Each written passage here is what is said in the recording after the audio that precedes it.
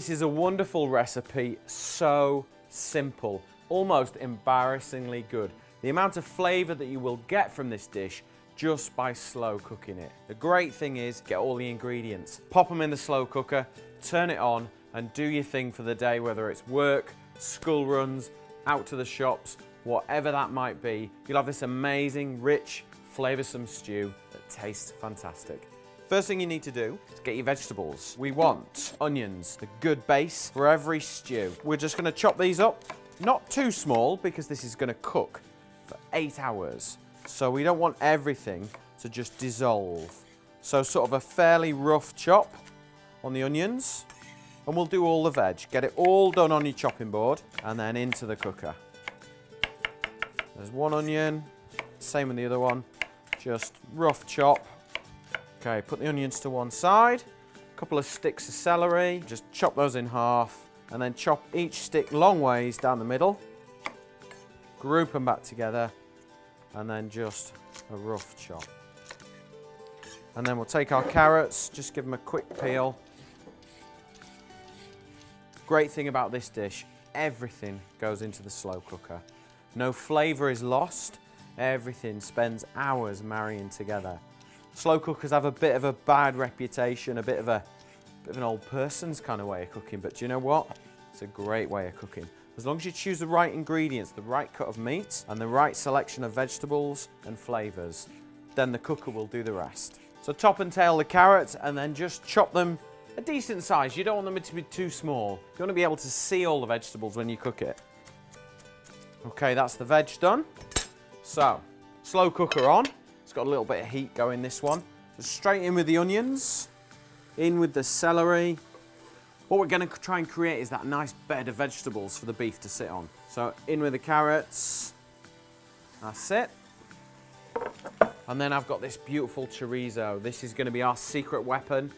Going to deliver so much flavour. Cut the chorizo into decent sized chunks, about that size, centimetre slices. What you don't want is tiny little pieces that are just going to melt away and you never know you're eating them. You want decent chunks. This is going to sit and cook for 8 hours. So just chop. There we go. Add the chorizo straight into the pan. And then I've got some cloves of garlic, so just crush it. Unwrap the skin. I'm going to put 4 in here. I want this to have a really good, deep flavour. And then just run your knife through the garlic. Don't worry too much about chopping it up small. Just a quick chop. And then straight into the slow cooker. There we go. Just pop that lid on for a minute. Right, the start of the show. I've got some beautiful local beef here. And this is shin. And it's been cut into pieces, look, like that. What we do is we just put it straight in the slow cooker as it is. Because as it slowly cooks, these will just break into lovely chunks of beef. So sit those straight in there. Last few ingredients now, and then it is ready to cook. Really easy. Dried chili flakes. Give us a nice little bit of warmth. Just sprinkle as much or as little as you like in here. And then I've got some ground cumin. So we're going to add about 2 teaspoons. This is all just beautiful chili con carne type flavours. A couple of stock cubes in there. We'll just add those in. It'll give a lovely rich flavour. Okay, we've got a tin of chopped tomatoes. We're just going to add those straight in. And then the last ingredient, a good British dark ale. Plenty of flavour in there. We'll just pour that straight in. Lid on, and that is it. 8 hours later, you will have the most incredible, rich, flavoursome beef and chorizo stew.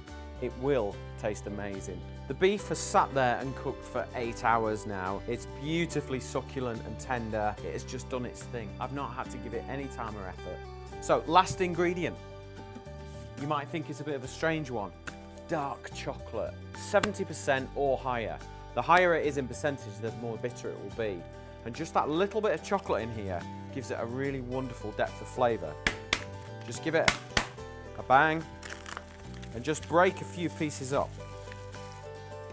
And then you don't have to worry too much, they will just melt away. Just drop them in Get a spoon and really carefully stir them in. You don't want to break up the beef because it will be so tender. It will be melt in a mouth. I guarantee you will not need a knife for this. Nothing more than a fork and a spoon. And that chocolate just starts to melt away really quickly. And it just kind of brings it all together. And that's it, it's ready to serve. I'm going to serve this with a big dollop of sour cream and some fresh coriander. For me, that finishes it beautifully.